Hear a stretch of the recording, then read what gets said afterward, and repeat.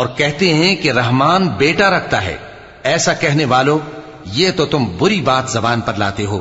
قریب ہے کہ اس جھوٹ سے آسمان پھٹ پڑے اور زمین شق ہو جائے اور پہاڑ پارا پارا ہو کر گر پڑیں کہ انہوں نے رحمان کے لیے بیٹا تجویز کیا، اور رحمان کو شایع نہیں کہ کسی کو بیٹا بنائے۔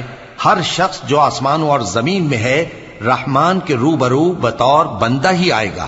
اس نے ان سب کو اپنے علم سے گھیر رکھا اور ایک ایک کو شمار کر رکھا ہے، اور یہ سب قیامت کے دن اس کے سامنے اکیلے اکیلے حاضر ہوں گے۔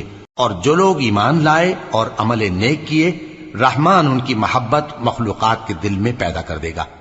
اے پیغمبر صلی اللہ علیہ وآلہ وسلم، ہم نے یہ قرآن تمہاری زبان میں آسان بنا کر نازل کیا ہے تاکہ تم اس سے پرہیزگاروں کو خوشخبری پہنچا دو اور جھگڑالوؤں کو ڈر سنا دو۔ اور ہم نے ان سے پہلے بہت سے گروہوں کو ہلاک کر دیا ہے۔ بھلا تم ان میں سے کسی کو دیکھتے ہو یا کہیں ان کی بھنک سنتے ہو؟